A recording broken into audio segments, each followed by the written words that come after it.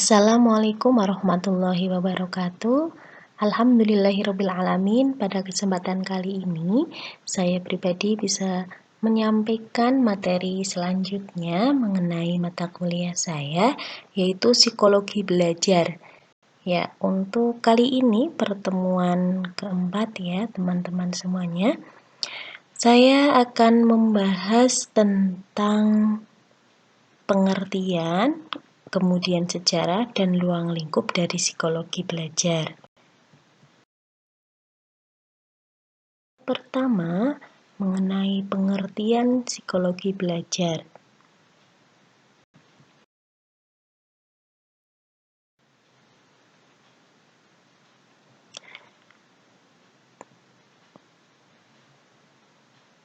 Psikologi belajar adalah sebuah frase yang terdiri dari dua kata, yaitu psikologi dan belajar. Psikologi berasal dari bahasa Yunani yang berarti jiwa dan logos yang berarti ilmu. Jadi, secara harfiah, psikologi berarti ilmu tentang jiwa atau ilmu jiwa. Dalam perkembangan selanjutnya, karena kontak dengan berbagai disiplin ilmu, maka lahirlah bermacam-macam definisi psikologi yang satu dengan yang lain, seperti berikut. Yang pertama, psikologi adalah ilmu mengenai kehidupan mental atau the science of mental life. Kemudian yang kedua, psikologi adalah ilmu mengenai pikiran atau the science of mind.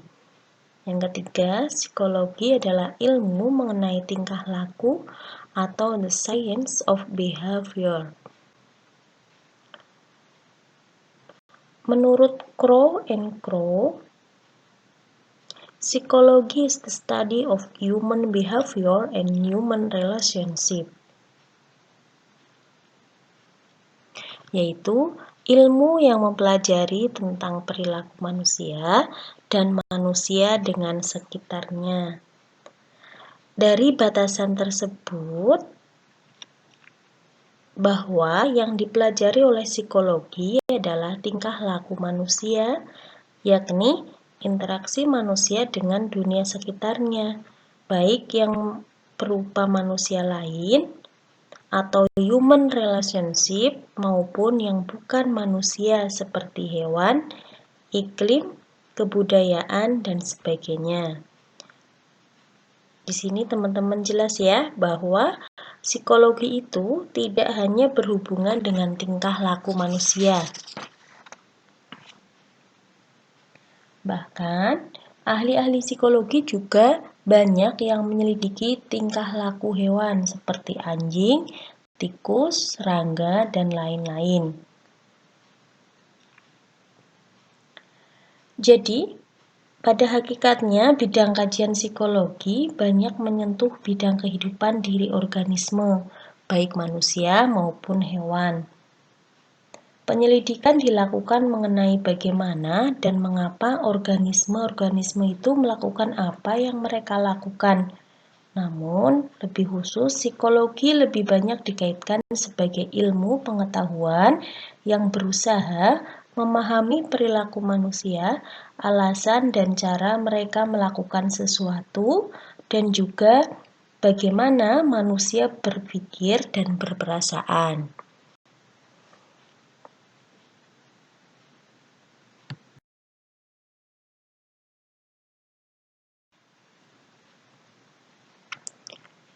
Nah, itu tadi pengertian dari psikologi dan sedikit penjelasannya. Kita lanjutkan pengertian dari belajar.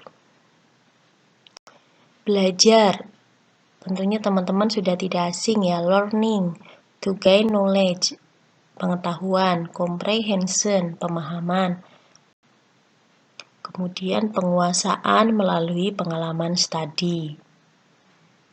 Belajar dapat diartikan aktivitas atau perilaku jiwa raga yang dilakukan individu secara sadar untuk memperoleh pengetahuan, pemahaman, penguasaan, atau penguasaan studi ya, penguasaan belajar.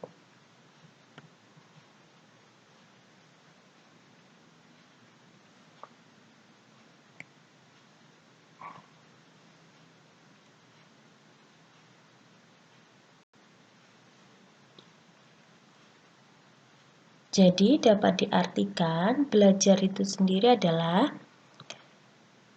sebagai aktivitas yang dilakukan individu secara sadar untuk mendapatkan sejumlah kesan dari apa yang telah dipelajari dan sebagai hasil dari interaksinya dengan lingkungan sekitarnya. Aktivitas di sini dipahami sebagai serangkaian kegiatan jiwa raga, psikofisik menuju ke perkembangan pribadi individu seutuhnya yang menyangkut unsur cipta atau kognitif, kemudian rasa atau afektif, dan karsa atau psikomotor. Perkembangan dalam arti belajar di sini dipahami sebagai perubahan yang relatif permanen pada aspek psikologis individu yang berubah karena gila, mabuk, atau cedera fisik bukanlah termasuk kategori belajar, walaupun itu semua mempengaruhi jiwanya untuk sementara. Jadi, kalau belajar itu memang perkembangan yang dilakukan atau proses perubahan yang dilakukan secara sadar, bukan atau tidak hanya karena perubahan sementara atau tidak sadar seperti tadi orang mabuk, orang gila. Walaupun melakukan perubahan, dia bukan dinamakan belajar karena memang tidak sadar begitu. Nah, dari itu semua tadi sudah dijelaskan psikologi itu apa, belajar itu apa. Dengan begitu dapat diambil kesimpulan bahwa psikologi belajar adalah sebuah disiplin ilmu yang berisi tentang teori-teori psikologi mengenai belajar, terutama mengupas bagaimana cara individu belajar atau melakukan pembelajaran. Ya, begitu ya. Jadi di sini jelas ya. Psikologi belajar itu nanti di dalamnya juga membahas tentang teori-teori belajar, bagaimana individu belajar, dan bagaimana melakukan pembelajaran, kemudian bagaimana menangani masalah-masalah dalam belajar juga. Nah, teman-teman semua nanti akan mempelajarinya mulai minggu depan yang akan disampaikan mulai dari kelompok 1 sampai kelompok 9. Saya lanjut. Bagaimana belajar dalam pandangan agama Islam? Nah, teman-teman semua kan di sini jurusannya psikologi Islam ya. Saya menyampaikan sedikit tentang apa yang disebut belajar dalam pandangan atau dalam perspektif agama Islam. Belajar lebih diartikan yaitu menjalankan fungsi kognitif atau dalam bahasa Islamnya akliyah atau akal, dan fungsi sensori atau indera. Nah, dalam Al-Quran juga disebutkan kuncinya ya. Kuncinya yaitu ada yaqiluna, yatafakkaruna, yubassiruna, yasma'una. Yaqiluna, yatafakkaruna, yubassiruna, yasma'una. Dengan menjalankan fungsi akliyah dan indera manusia sehingga dapat meraih ilmu pengetahuan. Nah, di situ yaqiluna yang berakal, orang-orang yang berakal. Yatafakkaruna, orang-orang yang berpikir. Yubsiruna, orang-orang yang melihat, yasma'una, dan mendengarkan. Jadi itu semua proses manusia dalam belajar. Sehingga dengan melakukan itu semua manusia memperoleh ilmu pengetahuan. Nah, itu pandangan secara pendek ya dalam Islam atau cara sempit. Nah, begitu juga dalam Al-Quran. Dalam Quran surat Az-Zumar dijelaskan A'udzubillahi minasyaitonirrajim. Bismillahirrahmanirrahim. Qul hal yastawil ladzina ya'lamuna wal ladzina la ya'lamun. Innama yatadzakkaru ulul albab. Katakanlah, adakah sama orang-orang yang mengetahui dengan orang-orang yang tidak mengetahui? Sesungguhnya orang yang berakallah yang dapat menerima pelajaran. Nah, di sini orang yang berakal tadi ya, yaqiluna. Ulul albab. Yadzakkaruna, ya'lamuna. Di situ termasuk kunci-kunci yang berarti seorang itu berproses, seorang itu belajar. Kemudian jelaskan juga dalam Quran surat Al-Isra ayat 36. A'udzu billahi minasyaitonir rajim. Bismillahirrahmanirrahim. Wala taqfu ma laisa laka bih ilmun innas sam'a wal basara wal fuada kullu ulaika kana anhu mas'ula. Dan janganlah kamu mengikuti apa yang kamu tidak mempunyai pengetahuan tentangnya. Sesungguhnya pendengaran, penglihatan, dan hati semuanya itu akan dimintai pertanggungjawaban. Basor, penglihatan tadi itu tadi. Nah, dengan melihat, dengan berpikir, diharapkan manusia itu memperoleh pengetahuan, memperoleh proses pembelajaran itu tadi, gitu.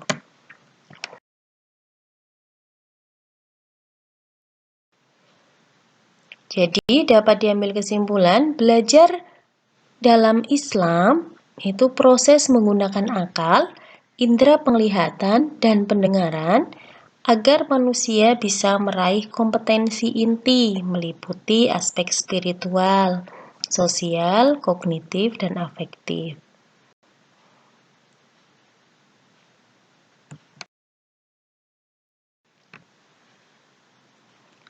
Nah, sekarang kita mulai masuk ke dalam sejarah psikologi belajar. Nah, di sini saya akan menyampaikan ada beberapa versi ya. Yang pertama versi empirism, kemudian yang kedua versi strukturalism, yang ketiga versi fungsionalism, yang keempat behaviorism. Nah, itu ada 4. Nanti kalau teman-teman semua baca buku, ada yang menemukan, enggak cuma 4, nah itu bisa juga sebagai tambahan ilmu pengetahuan. Nah, makanya teman-teman jangan hanya mendengarkan apa yang dosen sampaikan. Nah, ilmunya cuma itu-itu saja, proses belajarnya cuma itu-itu saja. Nanti teman-teman semua lebih lengkap, lebih luasnya itu dengan membaca, dengan belajar sendiri. Oke, lanjut ya.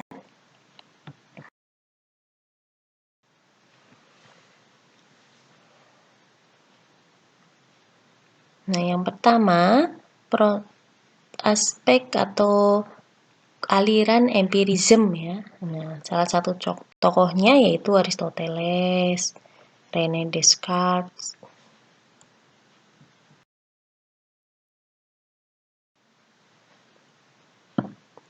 Nah, menurut aliran empirism,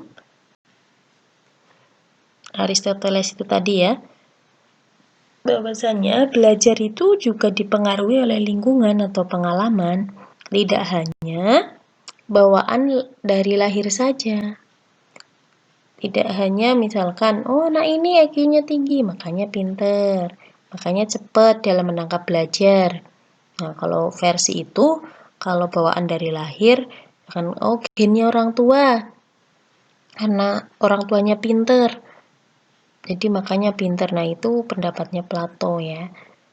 Nah, sedangkan Aristoteles, empirism, itu mengatakan tidak hanya itu semua yang mempengaruhi proses belajar, berhasilnya belajar, tapi juga lingkungan ataupun pengalaman orang-orang sekitar itu juga menjadi proses ataupun yang membantu mempengaruhi berhasilnya suatu proses belajar. Tuh. Nah, lihat nih Aristoteles ya. Belajar merupakan proses kerja pikiran. Nah, di situ pusatnya di tengah ide, kemudian dikembangkan ataupun dikelilingi ide-ide sehingga menghasilkan pemahaman. Nah, dengan belajar itu sendiri, dengan berpikir, maka akan melakukan atau akan mendapatkan pemahaman yang utuh. Tuh. Bagaimana pandangan empirisme menurut René Descartes? Nah, di sini proses belajar merupakan dualisme antara pikiran dan tubuh. Nah, makanya di sini disebutkan ada panca indera. Yang tadi juga dalam Islam, panca indera ada apa? Melihat, pendengaran, di sini juga sama ya. Nah, panca indera kemudian diproses otak, kemudian kelenjar pineal, menghasilkan sebuah pemikiran. Kembali lagi diproses kelenjar pineal, kemudian otak, dan menghasilkan otot. Otot di sini maksudnya adalah hasil dari tadi panca indera melihat, kemudian diproses otak sehingga ada ide-ide atau pikiran sehingga menghasilkan. Nah, kalau di sini otot ya diartikan menghasilkan sebuah hasil gitu, sebuah penemuan misalnya, sebuah hal-hal baru yang bisa dikatakan itu merupakan hasil dari proses belajar. Di sini makanya action ya, action.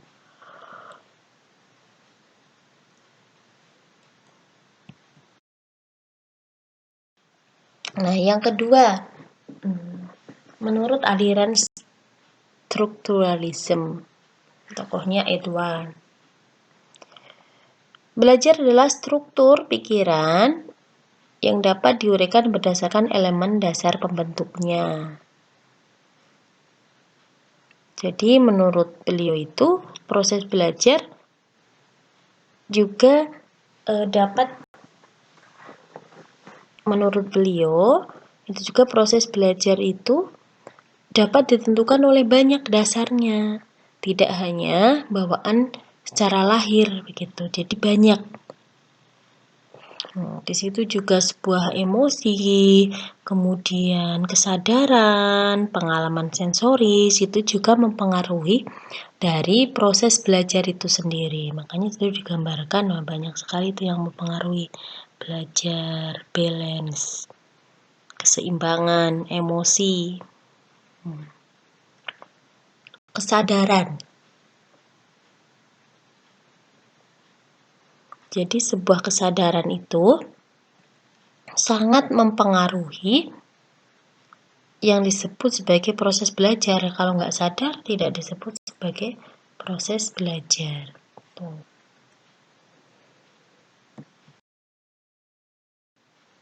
Selanjutnya, aliran fungsionalisme, salah satu tokohnya yaitu William James. Belajar merupakan pikiran membantu manusia beradaptasi dengan lingkungan sekitarnya. Jadi, dapat dikatakan belajar merupakan proses adaptif. Karena apa? Belajar kan menemukan, proses belajar itu adalah mencari sehingga menemukan hal-hal yang tadinya belum ditemukan atau hal-hal yang tadinya belum mengerti, belum bisa jadi ngerti. Jadi itu merupakan proses adaptasi atau adaptif yang memang diperlukan oleh seorang yang sedang belajar. Ya, jadi tidak serta-merta seorang belajar itu langsung, ini. Nah, ini. Jadi ada prosesnya itu tadi. Begitu juga dengan tokoh-tokoh lain itu tadi ya. Butuh proses di situ. Selanjutnya, aliran behaviorism, tokohnya John. Nah, lebih mengatakan belajar adalah berfokus pada pengaruh lingkungan pada perilaku yang teramati.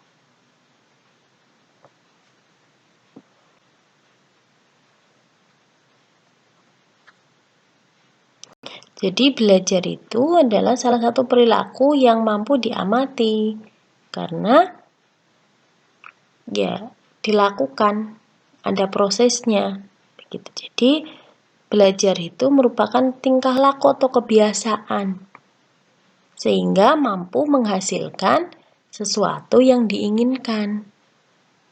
Nah, setiap orang kan menginginkannya beda-beda. Misalnya, biar bisa, biar pinter, biar memiliki pengalaman, seperti itu. Ya, itu tadi dari 4 aliran. Bagaimana selanjutnya, bagaimana Islam memandang sejarah tentang psikologi belajar?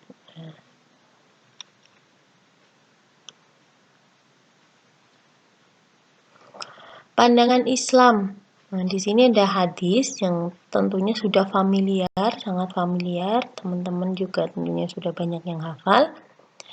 An Abi Hurairah radhiyallahu anhu qala Rasulullah alaihi wasallam, kullu mauludin yuladu 'alal fitrah fa abawahu yuhawidanihi aw yunassiranihi aw yumajjisanihi.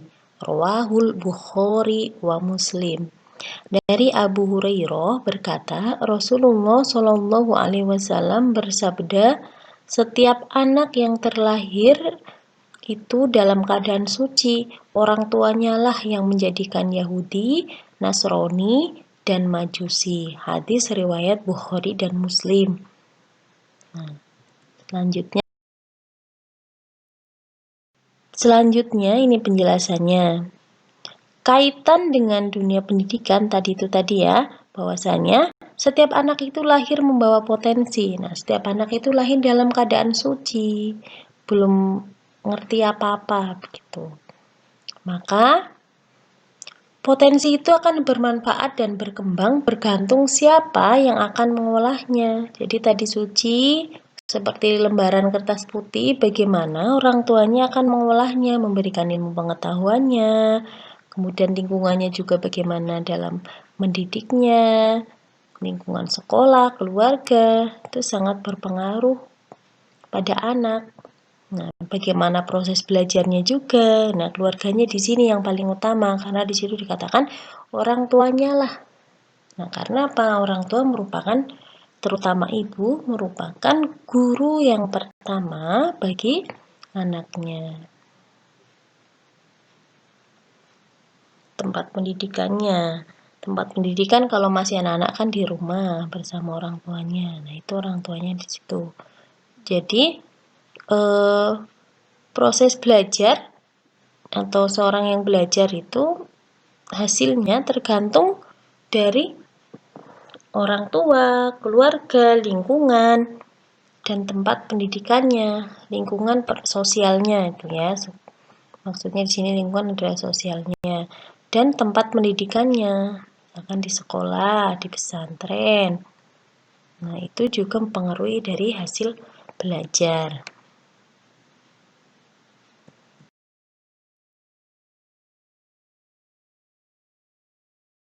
Nah, kita sudah memasuki ruang lingkup psikologi belajar.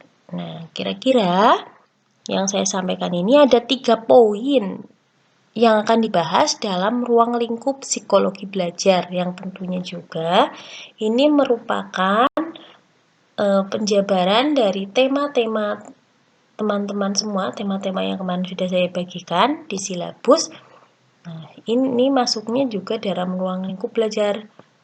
Nah, yang pertama, ruang lingkup belajar yaitu pokok masalah belajar. Kemudian, yang kedua, proses belajar. Yang ketiga, situasi belajar.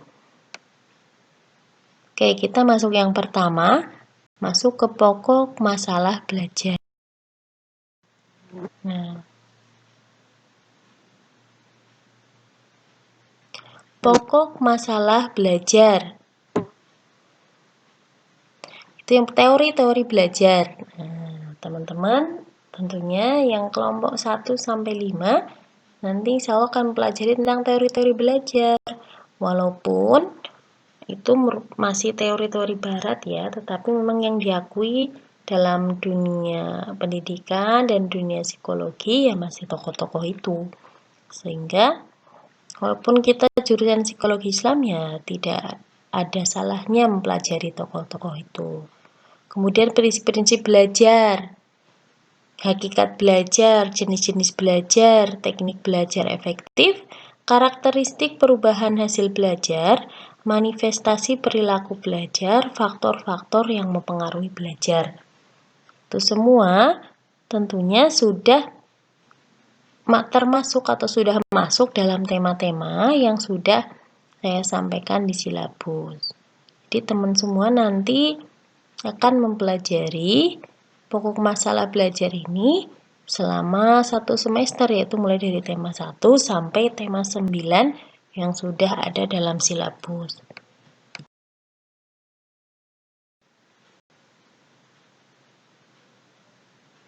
Yang kedua, proses belajar. Nah, di sini yang termasuk dalam proses belajar yaitu tahapan perbuatan belajar.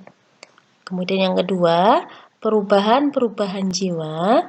Yang ketiga, pengaruh pengalaman belajar. Yang keempat, pengaruh motivasi terhadap perilaku belajar.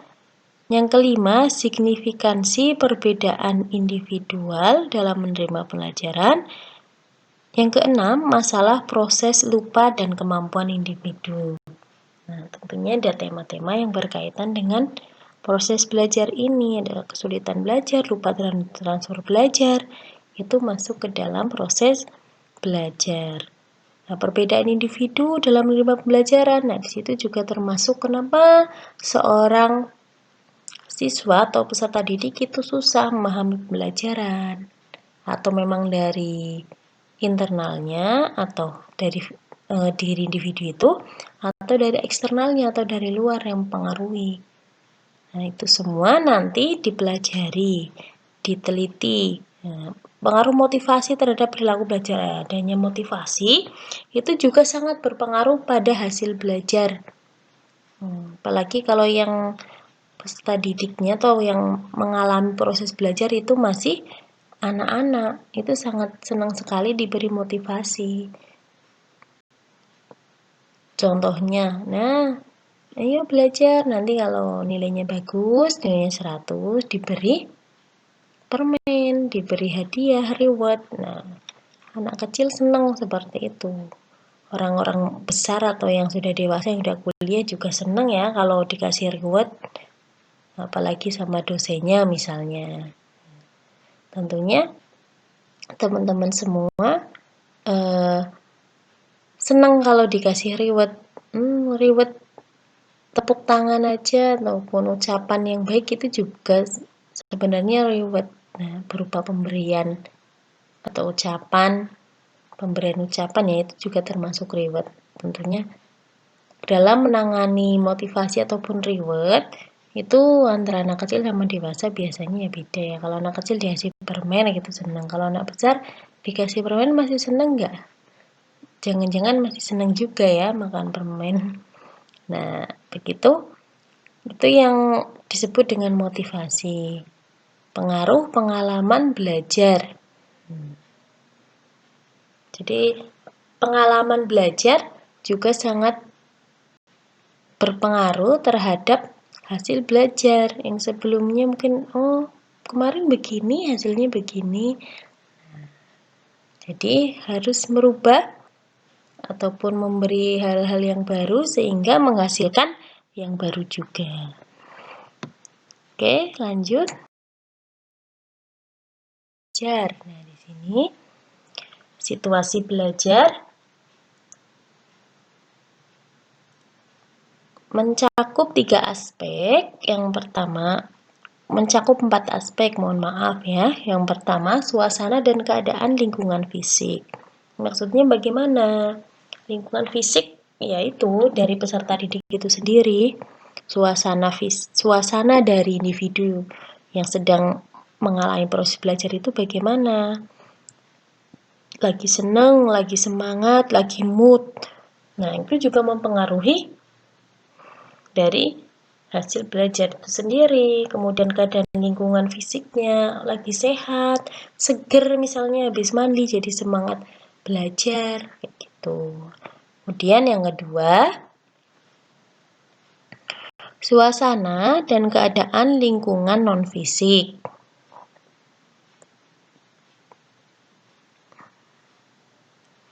Ya, jadi tadi kalau fisik dari internal yang sedang melakukan proses belajar. Kalau non-fisik berarti dari eksternalnya, dari luarnya. Kemudian yang ketiga, suasana dan keadaan lingkungan sosial. Nah, lingkungan sosial bisa dikatakan itu juga lingkungan yang ada di sekitar dia. Misalkan lingkungan sekitarnya mendukung, teman-temannya pada belajar, pada rajin belajar, tidak hanya main. Nah, kalau sore pada sekolah, pada TPK itu juga sangat berpengaruh pada hasil belajar atau situasi belajar seseorang. Nah, kalau suasana lingkungannya cuma main-main, banyak sore-sore nggak ada yang TPK tuh, nggak ada yang mengaji misalnya. Nah, juga anak-anak ke bawah, nggak ada yang les. Nah, itu anak-anak juga ke bawah, main-main sampai sore. Gitu. Itu lingkungan sosial yang ada di lingkungan sekitarnya, bagaimana teman-temannya, bagaimana keadaan dalam artian tetangga-tetangganya gitu. Itu juga sangat berpengaruh dalam proses belajar. Suasana dan keadaan lingkungan non sosial. Nah, non sosial berarti bukan yang dari keadaan lingkungannya, teman-temannya begitu. Lebih kepada dari internalnya. Contohnya misalkan orang tuanya juga sangat mendukung. Orang tuanya mendukung proses belajar. Minta, ayo belajar segera, ayo tak temani belajar. Kayak gitu, misalnya seperti itu. Ya. Jadi teman-teman semuanya, saya harap dengan penjelasan tadi memahami paling nggak sedikit banyak tentang pengertian belajar, sejarah belajar, ruang lingkup belajar, seperti itu. Dengan begitu, teman-teman semuanya akan mudah memahami materi-materi selanjutnya yang akan disampaikan oleh teman-teman satu kelas. Tentunya nanti dengan bimbingan saya juga ketika presentasi, nah teman-teman sehingga mendapatkan apa yang diinginkan. Nah, tentunya teman-teman semua tidak hanya puas dengan materi apa yang disampaikan oleh saya dan di grup ataupun di video yang disampaikan teman-teman, dan teman-teman harus banyak membaca sendiri di jurnal, di buku ataupun di bentuk lain. Belajar tidak hanya mendapatkan atau mendengarkan dari orang lain, tapi harus banyak membaca sendiri. Oke, saya kira cukup ya. Saya kira cukup dari saya yang saya sampaikan mengenai pengertian belajar, sejarah belajar, dan ruang lingkup belajar. Saya ucapkan terima kasih untuk perhatiannya. Cukup sekian dari saya. Wassalamualaikum warahmatullahi wabarakatuh. Sampai jumpa di pertemuan yang akan datang.